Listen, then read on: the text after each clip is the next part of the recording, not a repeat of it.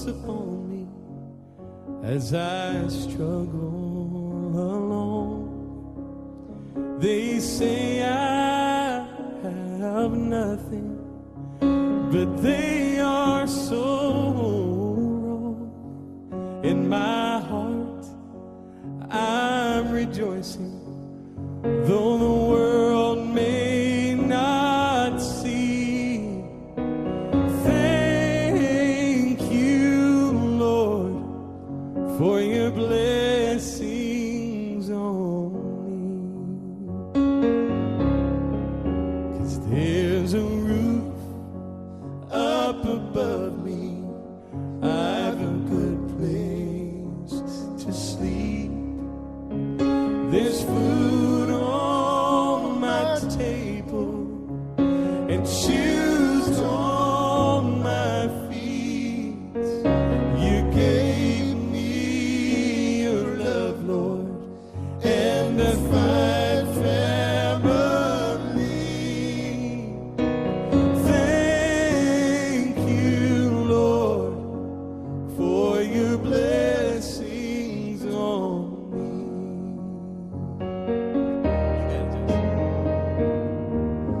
No, I'm not wealthy. These clothes, they're not new. I don't have much money, but Lord, I have you, and that's all that matters. Though the world may not see. Thank you, Lord, for your blessings on me. There's a roof up above me, I've a good place to sleep. There's food on my table and shoes on my feet. You gave me your love, Lord, and a fine family. Thank you, Lord, for your blessings on me. Take it. Sing it. Thank you, Lord, for your blessings on me. We got a lot to be thankful for, don't we? Kami yakin Tuhan, berkat-Mu melimpah atas hidup kami. Kami percaya ketika kami memuji-muji nama-Mu, Engkau bertata di atas puji-pujian kami. Sehingga dengan demikian kami sadar bahwa saat kami beribadah kepada-Mu, Engkau hadir di tengah-tengah kami. Maka kami percaya sepulang dari tempat ini kami beroleh berkat yang luar biasa. Oleh karena itu Tuhan, hibur kami, kuatkan kami, bentuk kami lewat kebenaran firman-Mu, sehingga sepulang dari tempat ini semua anak-anak Tuhan diberkati oleh Tuhan. Oleh karena itu Tuhan, kami menyediakan tanah hati kami yang paling subur. Silakan Tuhan berbicara kepada setiap pribadi kami. Kami yakin firman-Mu mendatangkan berkat bagi setiap kami. Di dalam nama Tuhan Yesus kami percaya dan sudah berdoa. Amin. Saudara, saya persilakan duduk kembali. Tuhan yang punya banyak berkat akan melimpah di dalam hidup saudara dan saya. Ternyata apa? Rahasia firman Tuhan mengungkapkan buat saudara dan saya, ada caranya bagaimana kita hidup itu bisa membuka pintu berkat dari Tuhan. Saudara yang dikasih oleh Tuhan, gak tahu nanti nuntut apa enggak ini semua poin-poin, tapi saya coba mau untuk memadatkan. Kita periksa lebih dulu Ulangan 28 ayat 1 sampai dengan 14. Ulangan 28 mulai ayat 1 sampai dengan 4. Demikian bunyi firman Tuhan. Jika engkau baik-baik mendengarkan suara Tuhan Allahmu dan melakukan dengan setia segala perintahnya yang kusampaikan kepadamu, Allahmu akan mengangkat engkau di atas segala bangsa di bumi. Segala berkat ini akan datang kepadamu dan menjadi bagianmu jika engkau mendengarkan suara Tuhan Allahmu. Diberkatilah engkau di kota dan diberkatilah engkau di ladang. Diberkatilah buah kandunganmu, hasil bumimu dan hasil ternakmu, yakni anak lembu sapimu dan kandungan kambing dombamu. Diberkatilah bakulmu dan tempat adonanmu. Diberkatilah engkau pada waktu masuk dan diberkatilah engkau pada waktu keluar. Tuhan akan membiarkan musuhmu yang maju berperang melawan engkau terpukul kalah olehmu. Bersatu jalan mereka akan menyerangi engkau, tetapi bertujuh jalan mereka akan lari dari depanmu. Tuhan akan memerintahkan berkat ke atasmu di dalam lumbungmu dan di dalam segala usahamu. Ia akan memberkati engkau di negeri yang diberikan kepadamu oleh Tuhan Allahmu. Tuhan akan menetapkan engkau sebagai umatnya yang kudus, seperti yang dijanjikannya dengan sumpah kepadamu. Jika engkau berpegang pada perintah Tuhan Allahmu dan hidup menurut jalan yang ditunjukkannya, maka segala bangsa di bumi akan melihat bahwa nama Tuhan telah disebut atasmu dan mereka akan takut kepadamu. Juga Tuhan akan melimpahi engkau dengan kebaikan dalam buah kandunganmu, dalam hasil ternakmu dan dalam hasil bumimu, di tanah yang dijanjikan Tuhan dengan sumpah kepada nenek moyangmu untuk memberikannya kepadamu. Tuhan akan membuka bagimu perbendaharaan yang melimpah, yakni langit, untuk memberi hujan bagi tanahmu pada masanya dan memberkati segala pekerjaanmu, sehingga engkau memberi pinjaman kepada banyak bangsa, tetapi engkau sendiri tidak meminta pinjaman. Tuhan akan mengangkat engkau menjadi kepala dan bukan menjadi ekor. Engkau akan tetap naik dan bukan turun apabila engkau mendengarkan perintah Tuhan Allahmu yang kusampaikan pada hari ini kau lakukan dengan setia. Dan apabila engkau tidak menyimpang ke kanan atau ke kiri dari segala perintah yang kuberikan kepadamu pada hari ini dengan mengikuti Allah lain dan beribadah kepadanya. Sampai di sini pembacaan firman Tuhan. Kita yang berbahagia adalah yang mendengar firman Tuhan dan setia melakukan firman Tuhan ini di dalam hidupnya sehari-hari. Amin. Saudara yang dikasihi oleh Tuhan, segala macam berkat yang saudara dan saya butuhkan itu komplit oleh Tuhan disiapkan. Oleh Tuhan disiapkan dan disediakan, dan Tuhan siap memberkati setiap saudara dan saya dengan sebuah syarat. Jika kita setia mendengar firman Tuhan, ngerti firman Tuhan, dan kemudian kita melakukan firman Tuhan, maka segala berkat yang penuh dengan segala yang baik itu Tuhan berikan kepada saudara dan saya.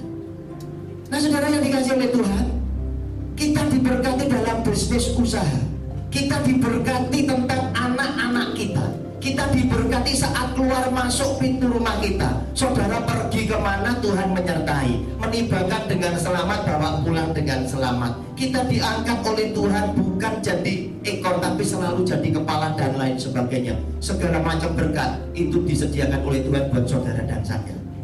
Apalagi yang hari ini saudara punya masalah, tak perlu takut, Dia adalah Bapa yang siap untuk menolong saudara. Saudara yang lagi sakit, saudara gak perlu takut, karena Dia adalah Allah penyembuh yang bisa mendatangkan kesembuhan di atas segala dokter yang ada di muka bumi. Demikian pula kepergian saudara kemanapun, Tuhan berjanji, aku yang menyertai engkau, keluar masuk pintu rumahmu, aku yang menjagai. Dijamin saudara dan saya, kemanapun kita pergi, selamat menyertai kita. Nah saudara, saya mau bongkar lebih dulu. Untuk mendatangkan berkat, membuka pintu berkat, saya membagi firman Tuhan itu jadi dua sifat. Yang pertama, ada sifat firman Allah yang sifatnya fondasi, yang harus saudara lakukan, tidak boleh tidak. Kenapa? Jika fondasi ini saudara belum jalankan, mustahil saudara bisa bangun batu di atasnya. Tidak mungkin. Kita seringkali ngelihat, loh bukankah orang itu sudah baik, tapi kenapa kok dia tidak diberkati? Nanti kita akan lihat dalam firman Allah. Kenapa orang sudah jalankan kebaikan kok tidak diberkati? Saudara yang dikasihi oleh Tuhan, yang pertama dulu saya ingin bongkar pemandangan saudara, faham saudara yang mungkin keliru. Ada banyak umat Kristiani zaman sekarang, Kristen, Katolik, apapun alirannya, berpikir secara keliru bareng-bareng. Gara-gara apa? Pengajaran firman Allah yang tidak berdasarkan Alkitab.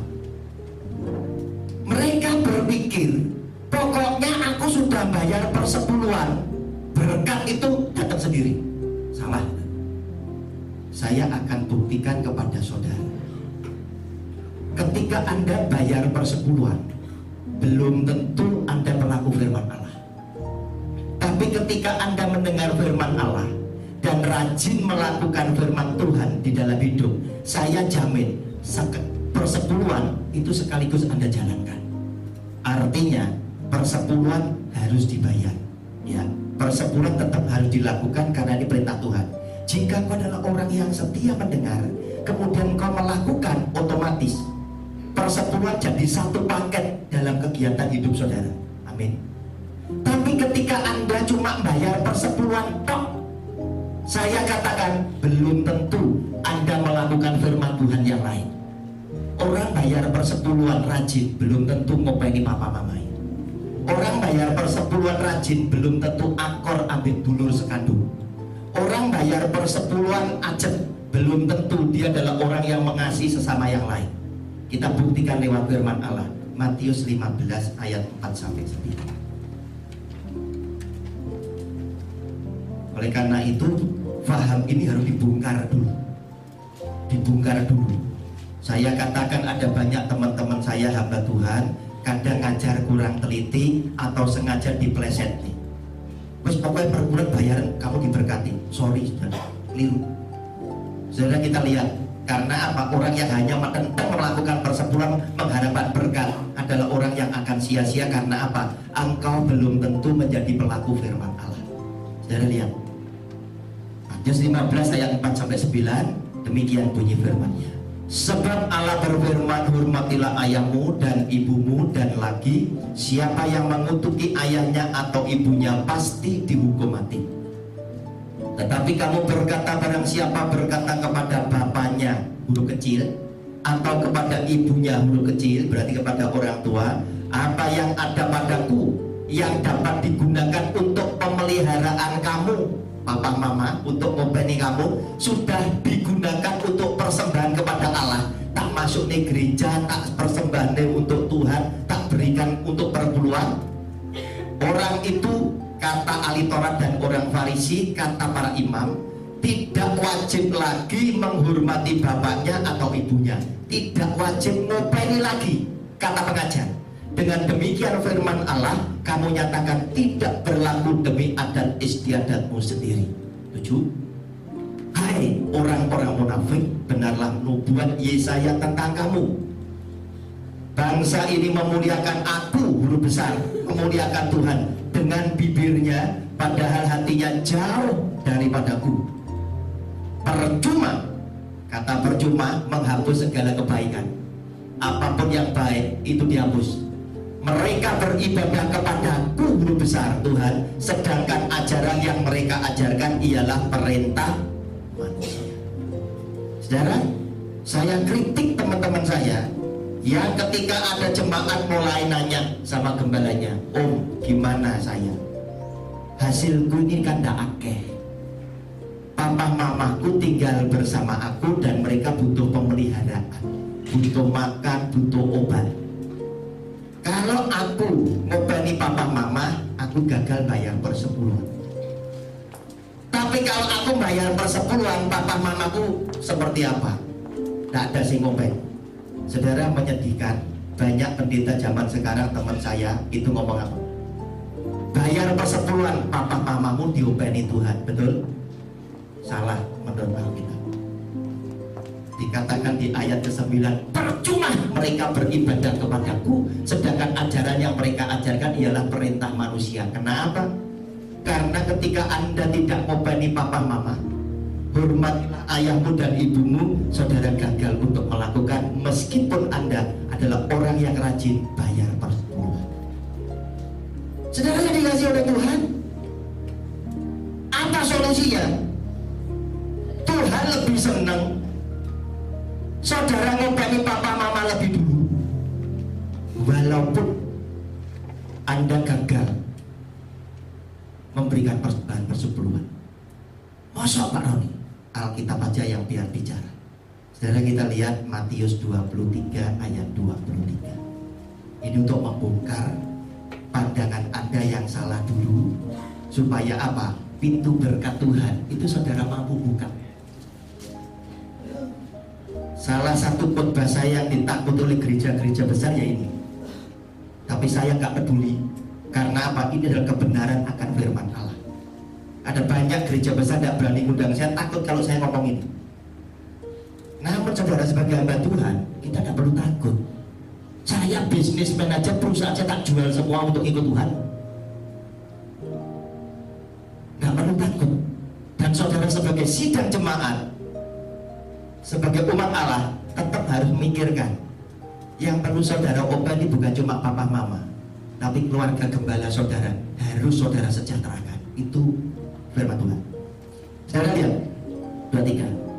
Matius 23 ayat 23. Celakalah kamu yang dituding ini tendensius, hai ahli-ahli Taurat dan orang-orang Farisi, nunjuk kepada orang yang ngerti firman Allah sebagai pengajar. Hai kamu orang-orang munafik, sebab apa kamu ngerti kamu tidak jalani, kamu ngerti bahwa pleset no. Sebab persepuluhan dari selasih adas mani dan jintan kamu bayar, tetapi yang terpenting dalam hukum Taurat kamu abaikan, yaitu keadilan dan belas kasihan dan kesetiaan. Yang satu harus dilakukan dan yang lain jangan diabaikan. Ideal kalau saudara bisa, saudara diberkati. Saudara yang ngobani papa mama, yo bayar persepuluhan. Karena apa? Kita setia mendengar, kemudian setia melakukan. Ideal. Tapi kondisi orang kan tidak selalu sama. Duitnya pas-pasan, saudara mesti pilih. Mana yang lebih baik yang saudara mesti lakukan? Punya duit, mau beli keramik 1 juta, dandani kamar mandi. Anak mendadak sakit, saudara beli keramik apa bawa anak dokter? Kenapa? Karena apa? Saudara dihadapkan dengan pilihan. Mau beli keramik, mendadak anak nggak mau, Ma, aku disuruh beli seragam sama buku ini LKS dan lain sebagainya. Saudara belikan buku sekolah ini dulu atau bayar beli keramik? Saudara, kita dihadapkan dengan pilihan. Saudara, kenapa saya katakan ini lebih penting? Karena di situ dikatakan keadilan dan belas kasihan dan kesetiaan. Ketika Anda tidak ngobani papa mama, saudara masih ingat tidak? Setiap saudara dan saya adalah dulu bayi yang tinggal di perut mama 9 bulan 10 hari. Ketika mama ini sakit, dia sedang mengandung bayi, mama ini tidak berani loh sebelum minum obat. Dia datang lagi ke dokter, Dok, aku sakit ini boleh minum obat apa dok? Supaya tidak ganggu bayiku, betul? Ketika mama ini kepengen makan sing pedes, makan rujak, belum tentu berani loh sembarangan makan. Dia ngerem hawa nafsunya untuk yang sedang dia kandung, betul ya? Ketika dia melahirkan saudara dan saya, dia bertaruh nyawa. Dia pertaruhkan dia punya nyawa supaya kita bisa hidup. Ketika kita lahir sekalipun, dia berjuang untuk membuat kita besar. Mungkin kita sakit, mama kita berhari-hari dia tidak tidur dengan keadaan nyaman. Kalau bayi sakit panas, mama itu biasa tidur pakai duduk, pakai selendang, anaknya di pangku, betul? Karena apa? Anak yang panas ditaruh mesti nangis, digendong. Mungkin bisa 2-3 malam dia tidak nikmati tidur nyenyaknya. Kenapa? Karena dia selalu kepengen ngomong sama Tuhan, Tuhan kasih aku kekuatan ekstra supaya anakku ini sembuh. Tidak apa-apa Tuhan, aku yang sakit, asalkan bayiku sembuh. Bayinya sembuh, mama tidur. Saudara, sekarang giliran orang tua kita tidak punya duit apa-apa, dia sudah tidak bisa bekerja. Waktunya kita berbakti memelihara mereka. Adilkah? Belas kasihankah? Setiakah ketika engkau nuruti perintah pengajar yang salah, bayar perbulanmu, papa mamamu diobani Tuhan? Apakah Anda enak hati? Orang tua disumbang orang lain sedangkan anak dapat acungan jempol dari gembala, ini loh setia bayar persepuluhan. Masih tidak yakin? Matius pasal 9. Matius pasal 9 ayat 13. Matius pasal 9 ayat 13.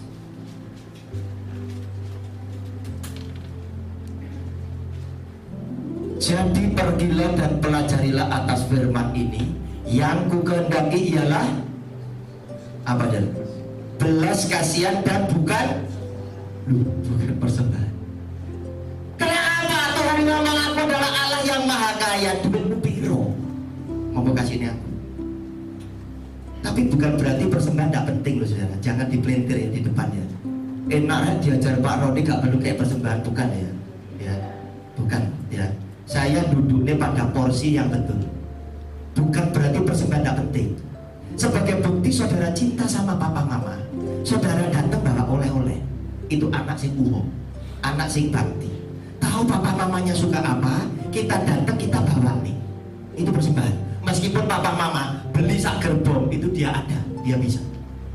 Tapi sebagai anak yang tahu berterima kasih, apa yang disukai papa mama, itu yang tak lakukan dan itu yang tak persembahkan untuk dia.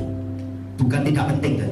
Tapi Tuhan ngomong, jadi pergilah dan pelajarilah arti firman ini. Yang ku kehendaki ialah belas kasihan dan bukan persembahan.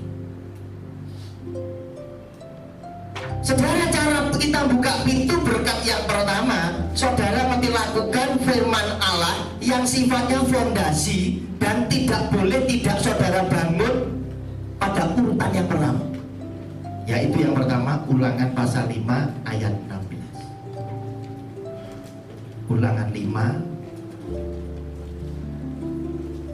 Ulangan 5 ayat 16. Hormatilah ayahmu dan ibumu seperti yang diperintahkan kepadamu oleh Tuhan Allahmu, supaya lanjut umurmu dan baik keadaanmu di tanah yang diberikan Tuhan Allahmu kepadamu.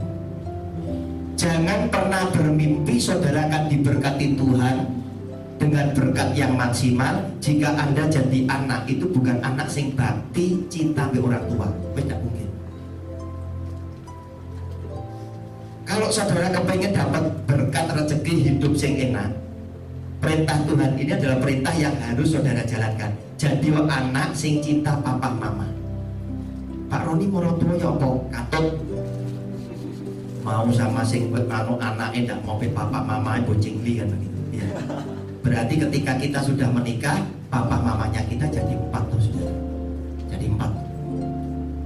Hormatilah ayahmu dan ibumu. Bukan ditafsirkan secara sempit. Setiap kali ketemu papa mama terus ngomong ma, pa, coan. Bukan itu. Siang nanti ketemu lagi pa, ma, pa, bu, selamat siang. Bukan itu.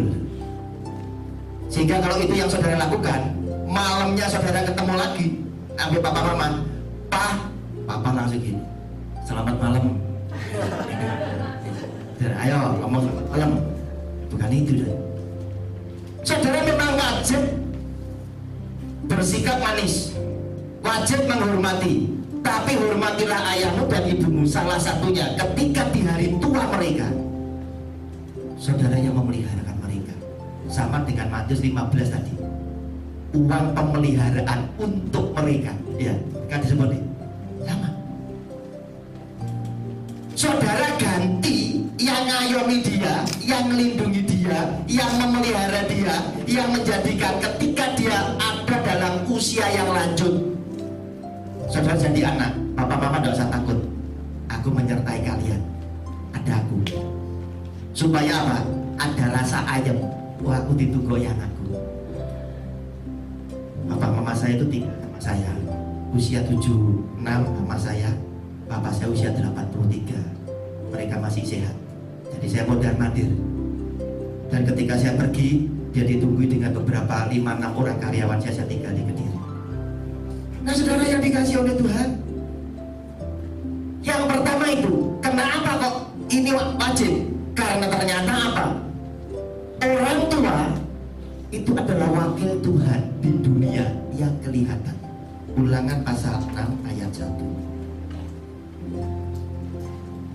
Ulangan pasal 6 ayat 1 sampai 3 tak bacakan. Berkatnya podo dengan ayat ini, berkatnya sama. Inilah perintah, yakni ketetapan dan peraturan yang aku ajarkan kepadamu atas perintah Tuhan Allahmu, untuk dilakukan di negeri kemana kamu pergi untuk mendudukinya, supaya seumur hidupmu engkau dan anak cucumu takut akan Tuhan Allahmu dan berpegang pada segala ketetapan dan perintahnya yang kusampaikan kepadamu, dan supaya lanjut umurmu. Podo, ya. Maka dengarlah, hai orang Israel, lakukanlah itu dengan setia, supaya baik keadaanmu. Sama, ya, sama yang tadi. Supaya baik keadaanmu dan supaya kamu menjadi sangat banyak, seperti yang dijanjikan Tuhan Allah nenek moyangmu kepadamu di suatu negeri yang berlimpah-limpah susu dan madunya. Berkatnya sama. Kita takut sama Tuhan, hormat sama Tuhan, takut kepada orang tua, hormat kepada orang tua, berkatnya sama. Saudara dan saya diberkati umur panjang, hidup kita, keadaan kita di tempat di mana saja Tuhan berikan, keadaan saudara dan saya itu baik. Sama, ini harus dibangun. Saudara yang dikasih oleh Tuhan, kita lihat sekarang. Pintu yang kedua yang saudara mau dilakukan, ketika saudara itu hormat kepada papa mama. Kira-kira kalau papa mama itu punya anak lebih dari satu, harapannya papa mama antar anak dan anak itu akan kegegeran. Pasti jemaat atau gegeran, Tuhannya nangis, saudara, betul. Iya, nangis karena apa? Anda dan saya statusnya di hadapan Tuhan sama. Aku ini anak Tuhan bodoh. Lah ngapain saya harus berantem dengan saudara? Kenapa Anda harus sakit hati dengan saya? Kenapa Anda harus kemudian berselisih paham dengan saya? Akibat kita gegeran, Yesus sebagai Bapa dan Tuhan kita itu yang menangis. Sama. Orang tua punya anak lebih dari satu, gegeran. Yang sumpah siapa? Paling pertama mama. Karena apa? Aduh, anak ini kan semua tak gimbal di perutku podo. Dan yang dikasih oleh Tuhan, 1 Yohanes pasal 4 ayat 20 dan 21. 1 Yohanes pasal 4 ayat 20 dan 21. Ini semua firman yang sebagai fondasi yang wajib saudara bangun, harus dilakukan. Kalau enggak usah mimpi Anda akan diberkati terlalu, tidak mungkin. Tapi kalau Anda diberkati karena apa? Yesus Tuhan itu terlalu baik.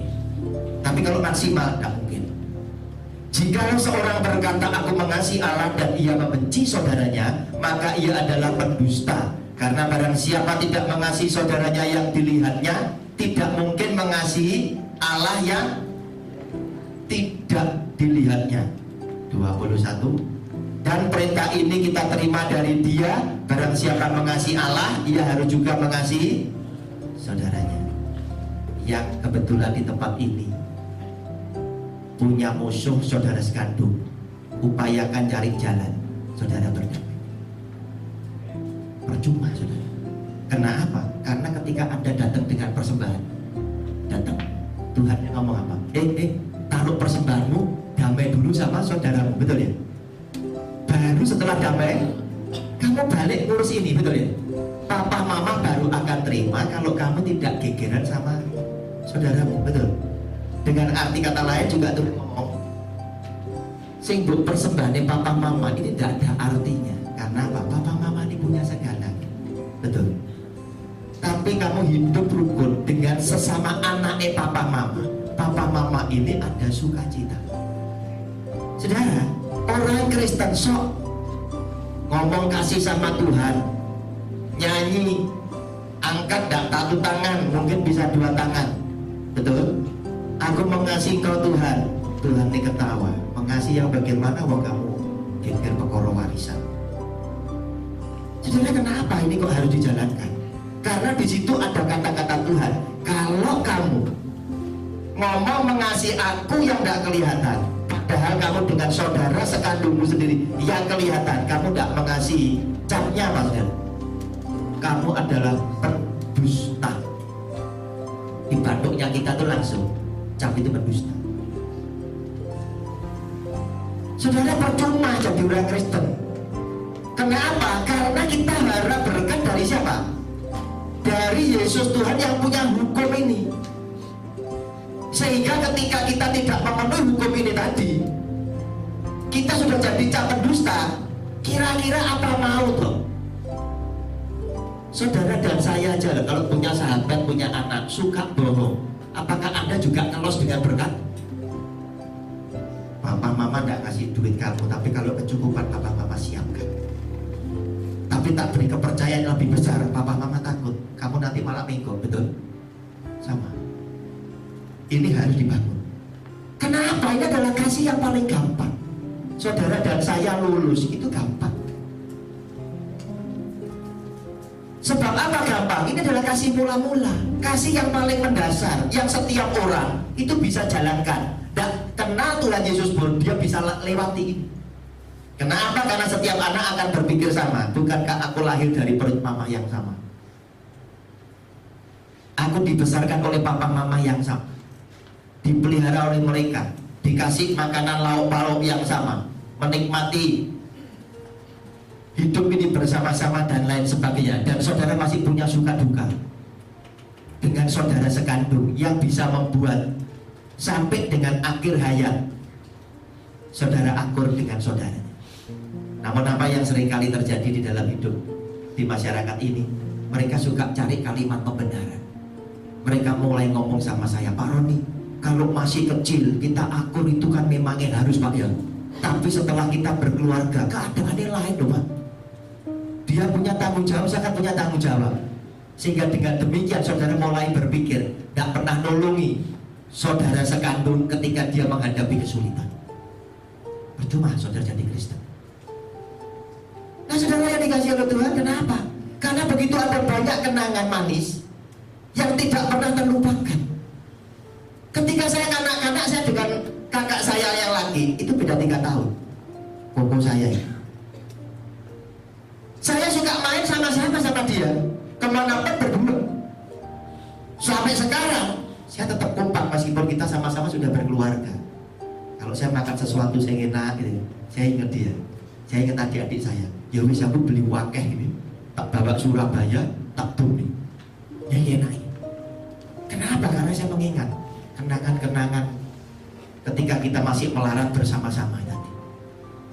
Jadi ketika saya main di tempat teman yang kaya, zaman dulu shower ini kan tidak terlalu banyak orang punya. Karena kalau orang punya shower harus ada sanyo supaya ada tekanan yang bisa nekan showernya banter kan gitu. Keluarga kami kok buru-buru shower. Wong kita ngambil air aja tiba pakai sumur umum kan begitu. Tidak mungkin.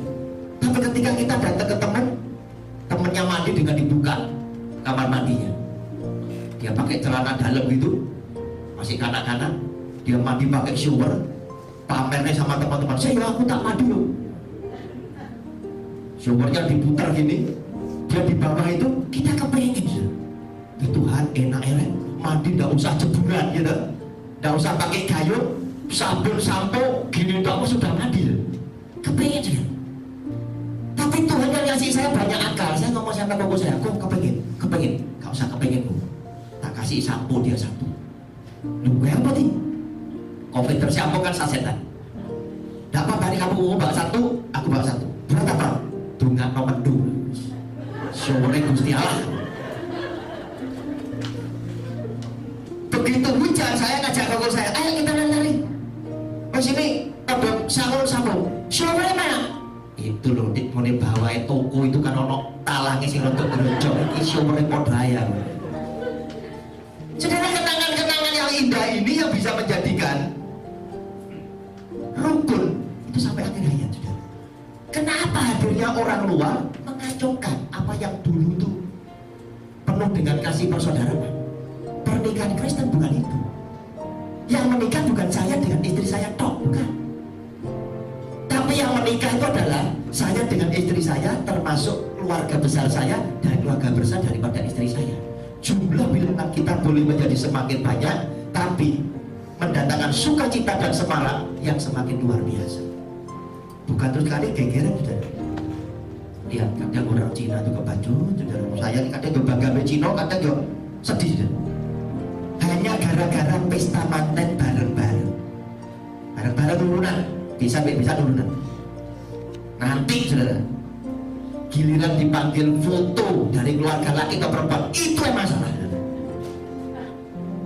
Yang bayar merasa banyak, dari keluarga perempuan dulu kan gue kan turun, ini cepet meja kan gue 70 meja, bukan ini lah. Ini tadi kamu bukan lagi 2 tapi 1, ini tidak pernah dilewati. Nah, saudara yang dikasih oleh Tuhan, hati-hati, ini tetap harus dibangun. Kenapa? Karena Tuhan kepingin, saudara, apa yang mendasar saudara bangun lebih dulu. Kita periksa Matius pasal 22 ayat 39.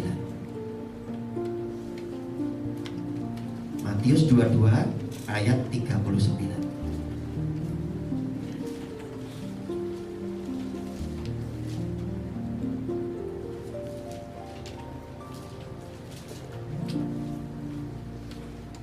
Dan hukum yang kedua yang sama dengan itu ialah kasihlah sesamamu manusia seperti dirimu sendiri.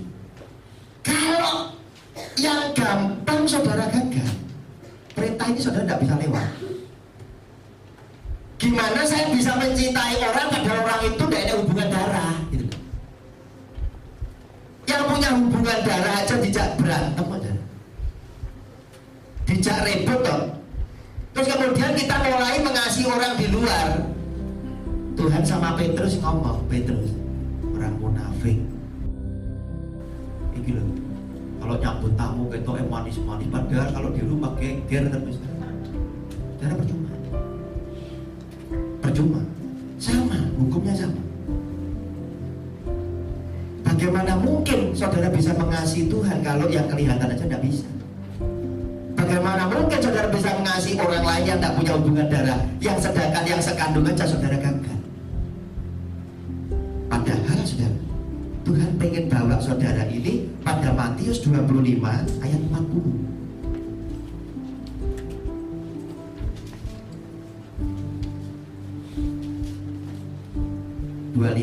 Ayat 40. Dan raja itu akan menjawab mereka, aku berkata kepadamu, sesungguhnya segala sesuatu yang kamu lakukan untuk salah seorang dari saudaraku yang paling hina ini, sudah dikasih paling hina ini, kamu telah melakukannya untuk akunya udah besar apa kecil?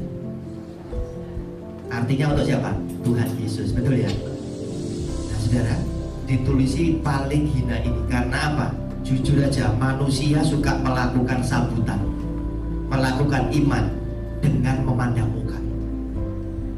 Kalau orang datang pakai sandal jepit, saudara ngeliat sandal jepit di adik bawah itu kayak peniti pada kita, belum tentu saudara masuk di rumah. Tapi kalau orang itu datang pakai sepatu dan pakai jas tok ini masuk rampok, ini saudara masuk nih, betul? Masuknya rampok ini bahkan, ya, saudara masuk nih. Oleh karena itu sama Tuhan Yesus sudah dicekati, yang paling hina ini kamu telah melakukan terhadap aku, untuk aku Yesus. Ini Tuhan Yesus semua ini di hadapan saya. Karena itu Pak, saya tidak berani, tidak hormat sama saudara.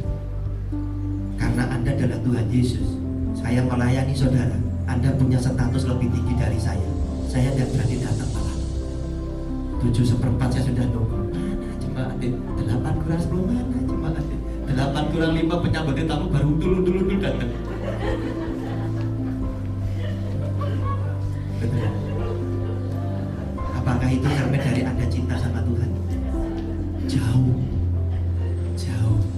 Orang cinta itu kan kita inget loh dulu pernah pacaran. Ngomong nih, nanti jam 7 tak jemput ya, kita keluar makan terus nonton.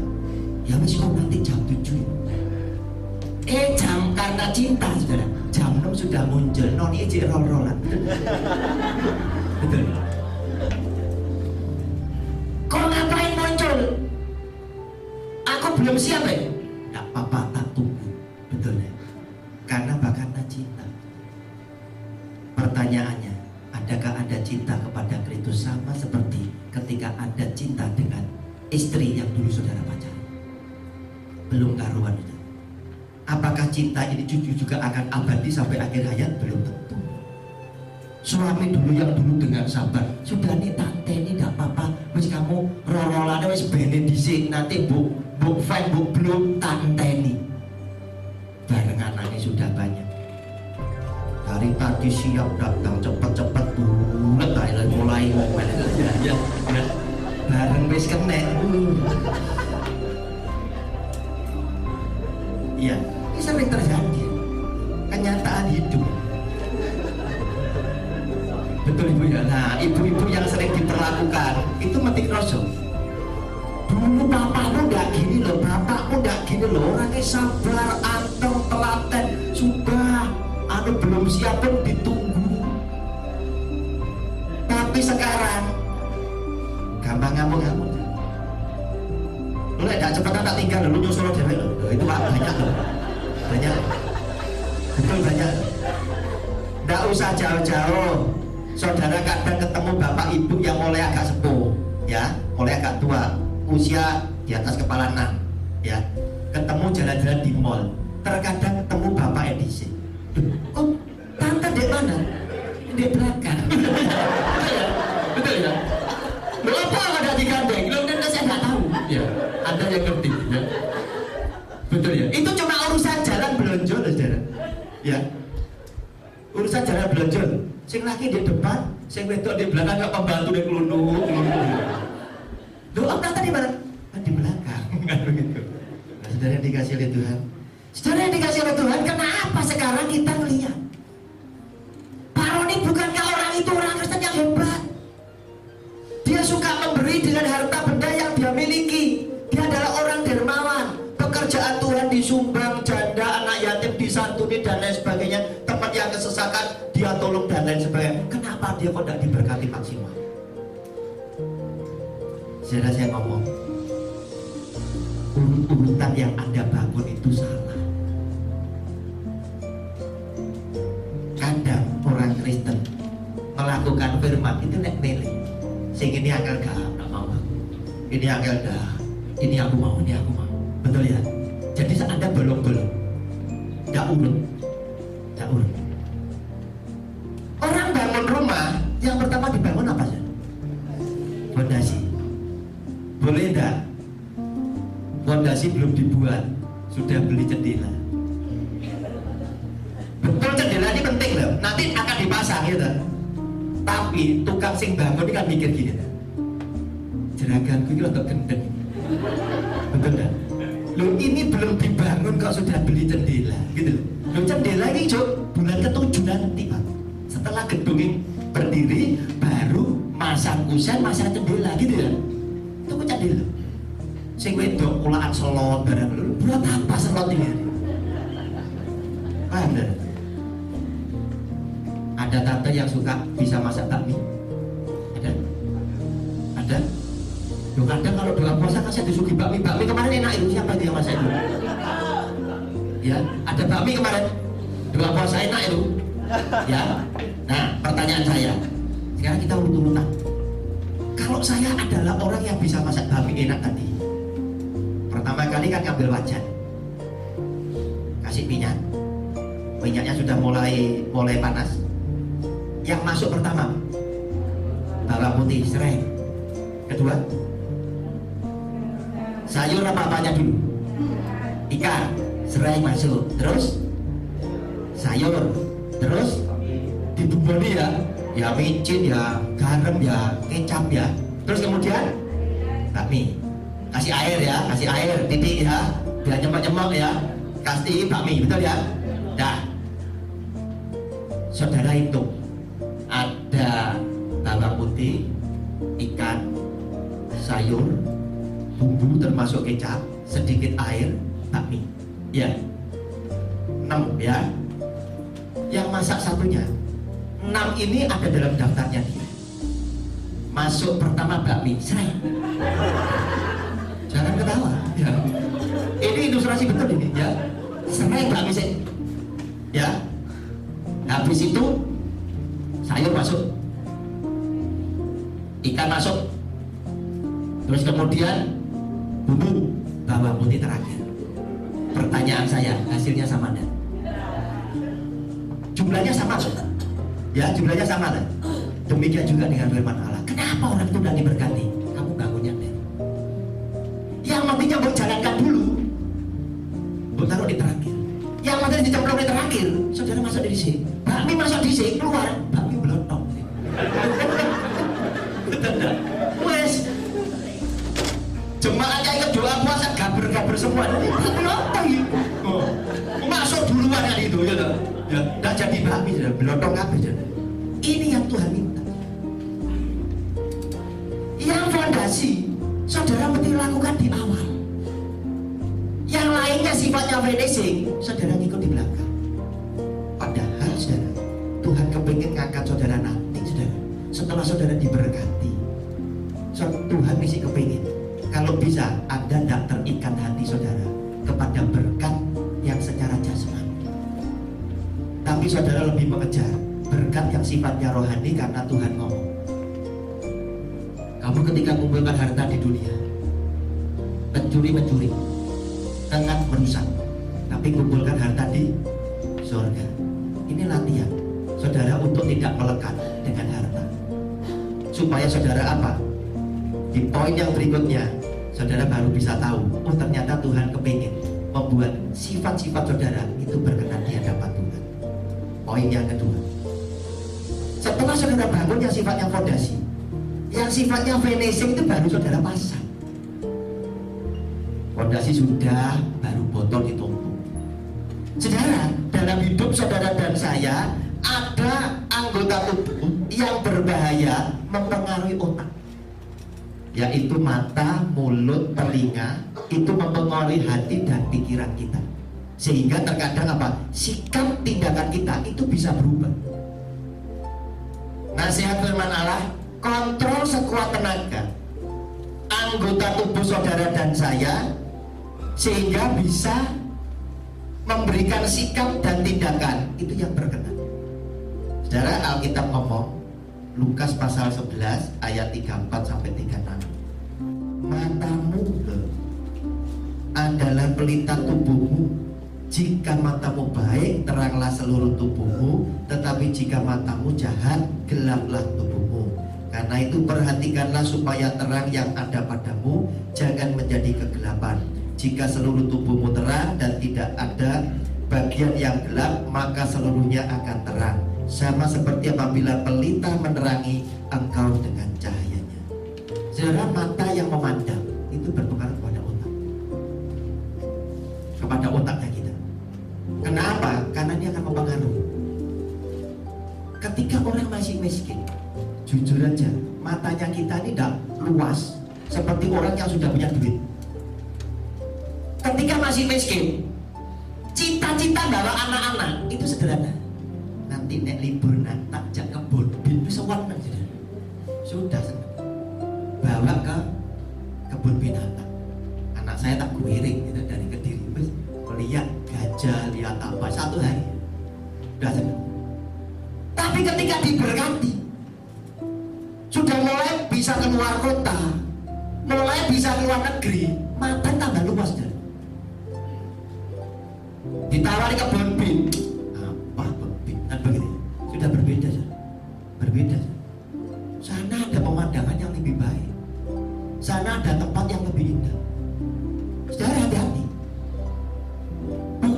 berarti semuanya tidak boleh. Tapi gimana saudara dan saya mampu kontrol supaya apa? Mata yang memandang, yang mempengaruhi otak itu bisa mengambil tindakan yang tetap berkenan di hati Tuhan.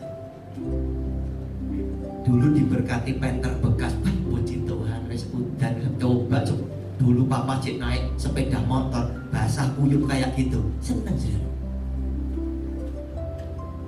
Tapi karena teman-temannya itu pakai mobil lain yang lebih baru, pakai Innova baru, bisa berpengaruh loh. Hati-hati. Nanti sudah bisa Innova, temannya ganti atau Pak Alphard, jadi mumet lagi loh. Padahal Tuhan kepingin kita tidak terikat dengan harta dunia. Bukan berarti tidak perlu jalan, tetap perlu. Tapi gimana kita tidak melekat, itu yang paling penting. Nah, saudara, kemudian yang berikutnya soal mulut. Mulut atau lidah menurut Yakobus pasal 3 ayat 3. Kita mengenakan kekang pada mulut kuda sehingga ia menuruti kehendak kita. Dengan jalan demikian kita dapat juga mengendalikan seluruh tubuhnya. Dan lihat saja kapal-kapal walaupun amat besar dan digerakkan oleh angin keras, namun dapat dikendalikan oleh kemudi yang amat kecil menurut kehendak jurumudi. Demikian juga lidah, walaupun suatu anggota kecil dari tubuh, namun dapat memegangkan perkara-perkara yang besar. Lihatlah betapapun kecilnya api, ia dapat membakar hutan yang besar. Saudara, lidah itu baik. Lidah itu bisa untuk kontrol anggota tubuh. Gara-gara lidah, gara-gara mulut, gara-gara omongan bisa timbul kekiran. Yang berbahaya itu bukan bom meledak, saudara. Kalau bom meledak, sing mati tertentu. Yang berbahaya itu lidah. Ketika orang memberikan pemahaman, pengajaran yang salah, ini bawa pengikut sak dituakai. Itu bahaya. Sehingga orang-orang berani bom bunuh diri. Itu karena apa? Faham yang ditanamkan dianggap oleh penerima sebagai sebuah kebenaran. Terus apa-apa terus kedelai mati masuk surga. Dia melakukan hal seperti itu dan masih diembel-embeli, dan ternyata di dalam kitab orang-orang itu ada. Kalau kamu mati syahid, nanti kamu pulang ke sana minimal dijemput bidadari 70. Itu ditulis. Jadi pulangnya itu wah nanti bidadari 70 nyambut. Yang minimal di atasnya Miss Universe gitu ya. Wah, peto pulau, wayunya macam-macam. Sehingga mereka jadi seperti itu. Hati-hati mulut dan lidah. Kenapa? Karena sifat-sifat ini yang sifatnya itu finishing, itu bisa mengurangi berkat Tuhan kepada saudara dan saya. Karena apa? Lewat sikap yang saudara lakukan, Tuhan bisa tidak berkenan. Kemarin apa yang dikatakan oleh Pak Gembala itu betul. Beliau ngomong apa? Saya daripada dipakai semakin hari semakin luar biasa, saya lebih senang menjadi hamba Tuhan yang semakin hari Tuhan semakin berkenan kepada hidup saya. Betul. Kenapa? Orang boleh dipakai cara luar biasa, belum tentu itu benar. Buktinya apa? Matius 7, 21, 23. Yang buat mujizat itu dipakai luar biasa. Tapi di akhir kalimat Yesus Tuhan ngomong apa? Hanyalah engkau hai pembuat kejahatan, aku tidak mengenal kamu. Berarti Tuhan bisa pakai siapapun meskipun hidupnya tidak betul. Karena itu bedakan pandangan yang salah. Biasa jemaat kan mikir gini, kalau dia bukan hamba Tuhan yang benar, mosok dia punya gereja gede, mosok dia punya jemaat gede. Kalau dia bukan orang yang benar, pegawai pengusaha, mosok dia soge. Saudara, bedakan itu antara benar dan dia dipakai, itu tidak sama. Bisa saja orang tidak benar dipakai. Contohnya Matius 7, 21, 23. Pandangan Pak Hendra betul. Aku lebih senang setiap hari aku menjadi hamba Tuhan yang hidupku semakin berkenan di hati Tuhan. Berarti apa? Aku bersama keluarga hidup dalam kebenaran yang menyenangkan hati Tuhan. Masyo gerejaku gak gede-gede amat, jemaatku gak begitu banyak, tapi apa? Kelakuanku, hidup keluargaku menyenangkan hati Tuhan. Selamat itu sudah pasti. Lebih baik jemaat segini, tapi besok kumpul kabeh tanya nih, gerak dombamu siapa ya? Komplit Tuhan 100%. Itu lebih baik daripada punya 1000 lulus cuma 100, sing 900 kececer. Itu lebih tidak bertanggung jawab. Nah saudara yang dikasih oleh Tuhan, kemudian yang berikutnya tentang telinga. 2 Timotius pasal 4 ayat ketiga. Ini juga mempengaruhi otak. Karena akan datang waktunya orang tidak dapat lagi menerima ajaran sehat. Ajaran sehat itu adalah ajaran yang sesuai Alkitab tentunya. Karena itu kalau saya ngajar Alkitab itu tak perlu buka, baru tak baca bareng-bareng, tak terani.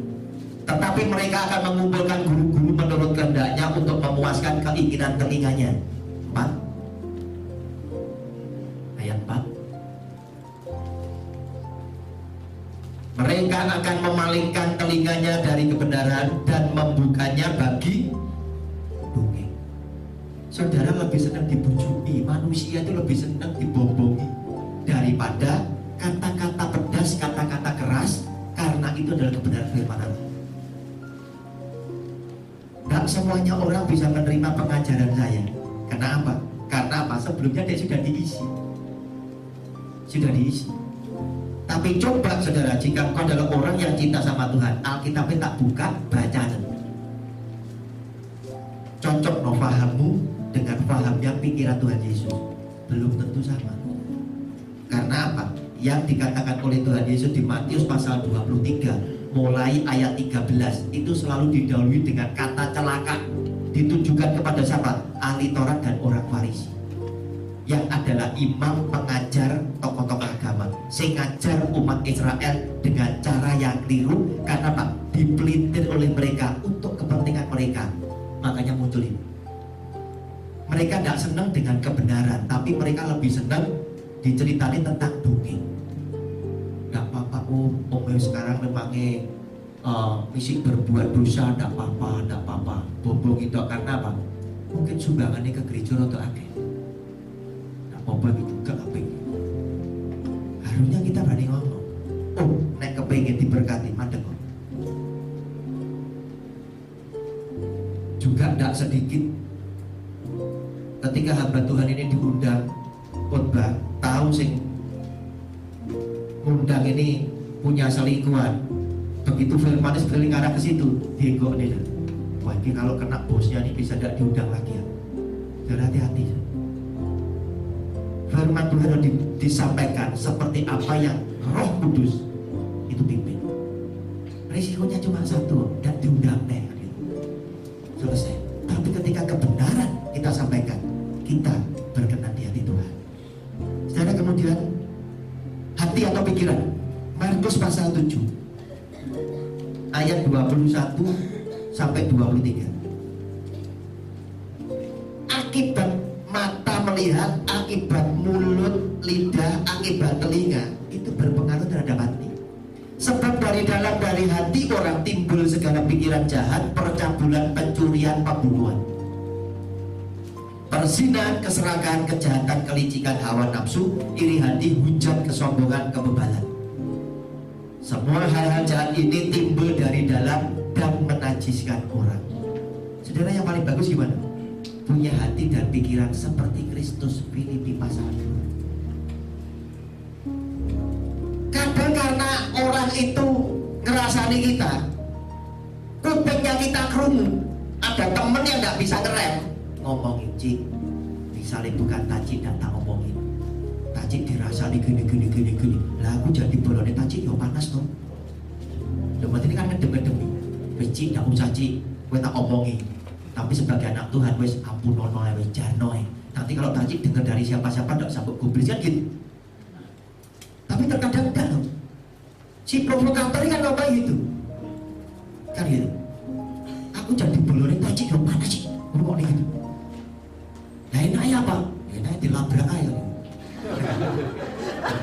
Enaknya dilabrak aja, diklarifikasi aja enak. Gayanya klarifikasi itu. Tapi ketika ada di depannya orang ini tadi, pikiran kita ini menggerakkan anggota tubuh kita. Ketika kita ngelabrak, bisa enggak? Kita ngelabrak, detak-detak habis senjata begini, bisa enggak? Enggak bisa. Mesti ini berkaca pinggang dong. Malah kalian sama gini-gini, betul enggak? Genti yang ditutup-tutup ini. Yang membuat saya panas itu bukan nadanya keras, Pak Ron. Matanya melili-melili, Pak Ron. Rame lagi, anggota tubuh ini bergerak lagi karena apa? Pikiran kita. Saudara hati-hati. Ketika saudara sudah mulai diberkati oleh Tuhan, sebetulnya saudara dan saya adalah anak Tuhan yang sedang dipilih. Iki loh, kepada ini loh, anak ini loh, aku cinta. Karena itu apapun yang dia minta, gak usah dalam waktu lama, doanya tak kabul nih. Amin. Nah, ketika kita mulai diberkati, harusnya gimana sih saudara? Saya semakin menyenangkan hati Tuhan, aku semakin nempel sama Tuhan. Tapi saudara, hati-hati. Kalau saudara tidak bisa kontrol, semakin saudara diberkati. Yang ketiga, kontrol sekuat tenaga semua sifat saudara. Dulu masih miskin, bisa saja jadi rendah hati. Rendah hatinya belum tentu asli. Gara-gara apa? Menyadari, mau tak aja sombong apa sih wong aku miskin, kan begitu? Ya.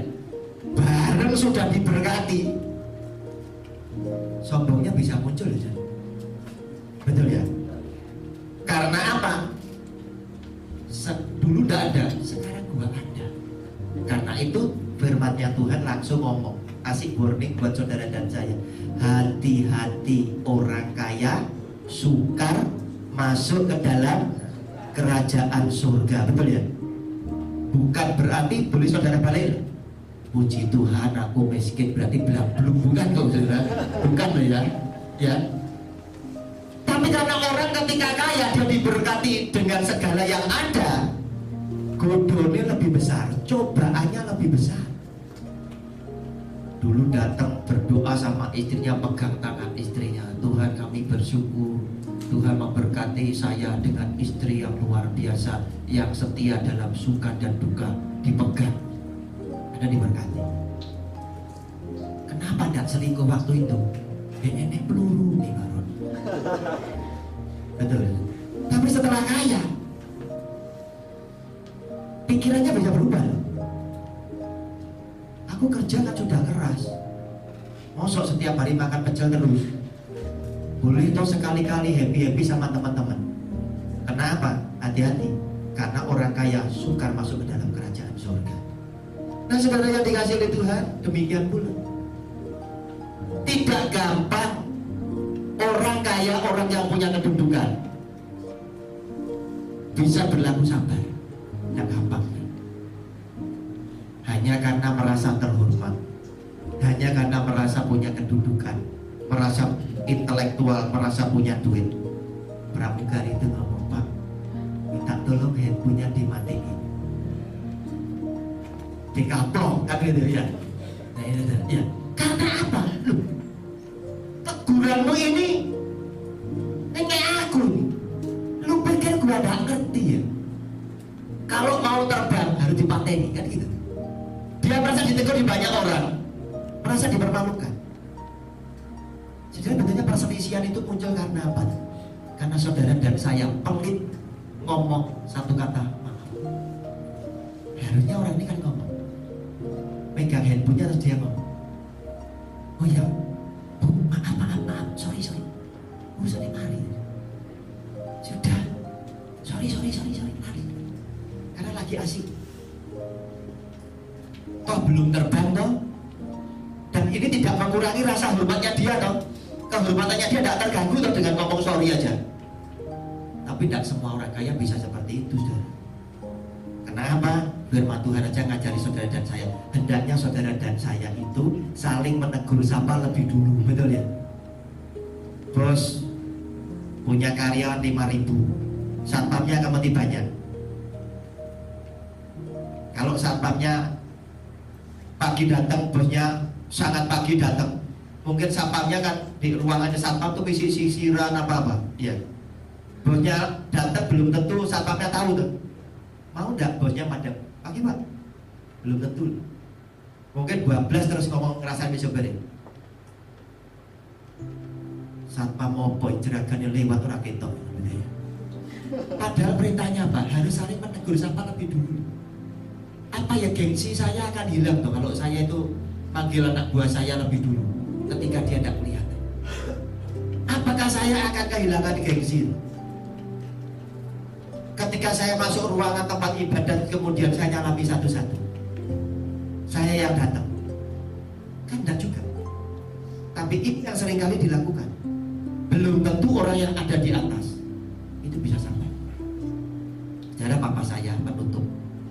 pas ini malam 1 jam kurang 5 menit. Papa saya ini biasa orang punya temperamen tinggi. Saya maklum nih karena papa saya itu anak tunggal. Masih makgong saya itu bukan orang kaya dari keluarga Lazarus, karena anak tunggal tetap perhatiannya kan tertuju pada satu. Jadi karpe diri bapak saya. Jadi saya mengajari papa saya ini dengan tetesan air mata. Kadang nek tak omongi kamu tersinggung, saya disenen-seneni. Tapi saya tidak peduli, saudara. Pokoknya kebenaran harus tak tegak nih. Sampai hari ini luar biasa papa saya. Kasih Tuhan mulai berubah dengan keluarga dan lain sebagainya. Suatu hari di seberang rumah saya itu ada tukang bakmi. Dia jual pakai rombong, dibungkus pakai daun pisang. Bakminya laris, sudah. Karena dia nempel di temboknya orang atau dia bangun kayak warung gitu, jadi orang makan di situ bisa. Saya tidak pernah ngurus siapa-apa, saudara. Di rumah itu, ngapain? Si kecil-kecil tak urusi. Apa saya ngomong, tukang bakmi itu kurang ajar nih. Apa? Bayangin, dia itu jual di seberang jalan saya. Lo ngapain? Sampahnya itu selalu ditaruh di samping pintu saya. Padahal lebarnya pintu saya itu kira-kira 8 meter itu ada. Ditaruh di situ. Terus saya lihat, wah iya, ibu ini kelewatan ya. Ngapain nggak dibawa? Dia bawa keranjang sampah, dibawa pulang gitu, nanti dibuang di tempat sampah gitu. Karena apa? Dulu di jalan rumah saya itu ada bank sampah. Sekarang karena kebersihan itu tidak ada, sudah diobati dengan sampah yang pakai gelendekan itu. Terus kita bayar sama desa itu. Jadi dia buangnya sembarangan. Pas saya marah, saya mau sabar ya, tak atasan. Di atas sih apa lek gak diparani delok nih, mau yo iso mandeg iki. Jajare tak atasan. Saya ngatasi dengan cara saya sendiri. Saya sore celana pendek, kaosan gitu, saya datang ke tukang bakmi ngantongi duit. Bu, minta bakmi goreng 1. Makan sini Pak. Iya saya makan sini. Saya makan di situ sendirian. Bungkusnya sekalian Bu. Bakmi goreng berapa Pak? 10 bungkus. Dah habis. Saya pulang. Saya tidak ditanyain, saya diam aja ya. Besok misi dibuang di situ. Wah belum tahu dia, kan begitu ya. Besoknya saya datang lagi, makan lagi di situ. Makan apa? Saya minta nasi goreng. Bungkus lagi nasi goreng 10. Mulai tanya dia, loh Pak, Bapak beli banyak ini, Bapak rumahnya mana? Saya langsung mikir, muter kamu mulai takok ya Pak. Rumah saya depan itu. Dia, yang depan mana? Yang itu loh, yang depan. Bapak itu apa namanya Pak Roni? Iya saya Pak Roni. Dia dengar nama saya, dia tidak tahu saya Pak Roni. Loh Pak kok beli banyak? Iya karyawan saya banyak, ada yang di rumah selatan, ada yang di rumah depan ini. Jadi sekalian tak belikan. Nah selesai saya bayar, saya pulang. Saya ngomong sama Pak saya, Pak sesuk inceng. Apa yang ngomong? Enggak, aku gak nyeneni dia. Tapi dia mulai tahu saya ini yang punya rumah yang setiap hari dibuangi sampah. Apa yang mandang? Aku itu kurang likur bungkus. Saya sudah beli 22 bungkus. Saya makan 2 bungkus, 2 piring, 20 tak bawa pulang kan gitu. Tentunya dia mulai akan berpikir, loh ini kan nasabah premium ini. Kita tahu ini, kan betul. Besoknya papa saya pagi-pagi jam ya, wah tenang nih, nggak ono. Nah saudara, sabar tidak semuanya orang bisa lakukan. Karena apa? Saya pun juga terkadang gagal dengan sabar. Gara-gara apa? Gara-gara kadang pasangan hidup saya bisa tidak sabar untuk perkara sepele. Lewat jalan hati kudus Yesus, Sinlui. Dari Sinlui sampai dengan Setopan itu treknya kan panjang, jalannya kan panjang, kelihatan detiknya merah hijau, kurang 15. Istri saya sudah ngepuin buku saya, ayo, kurang 15. Nah, begitu masuk 0, itu kan masih ada 3 detik lagi tuh. Saya kuning 3, 2, 1. Saya kan sudah lost gas tuh. Karena apa saudara? Saya berpikir kuning itu kan lost gas. Siap-siap saya harus berhenti. Istri saya enggak, kuning tancap gas ya. Saya digepui, ayo. Lentang lo, ijen telun nih. Saya berhenti, lu kan begitu ya. Itu kalau begitu kuning, ayo. Enggak semuanya orang. Belum lagi kalau saya berangkat pagi sama sopir saya ke Surabaya itu, saya suka berangkat pagi karena apa? 4:30 berangkat itu kalau diesel sudah ada di depan saya itu rentek-rentek bawa pasir ke Surabaya, termasuk truk-truk gede, dump truck kita ngambilnya ke daerah Kediri, membuat perjalanan saya jadi lama. Saya berangkat jam 4. Nah kalau saya berangkat jam 4 saudara, berangkat jam 4 di depan traffic light, kita jadi orang bener sama sopir saya. Merah itu kan berhenti, merah berhenti. Nah ketika saya merah berhenti, kalah berani dengan sepeda motor di samping kiri saya. Didin, jalan. Yang kanan didin, jalan. Mobil belakang didin, jalan. Kita yang benar itu kayak orang blow out. Loh ngapain aku mandek? Sopir saya mulai kiri, kanan, belakang. Gak ono ibat 3 sisa.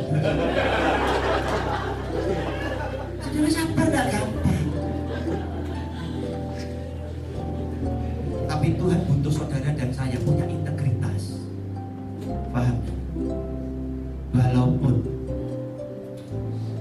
tidak ada orang yang menyaksikan kesalahan, tapi aku sadar ada mata Tuhan yang selalu tahu apa yang sedang aku perbuat. Tuhan memberkati keluarga saudara dan keluarga saya. Beri kemuliaan buat nama Tuhan. Tuhan memberkati.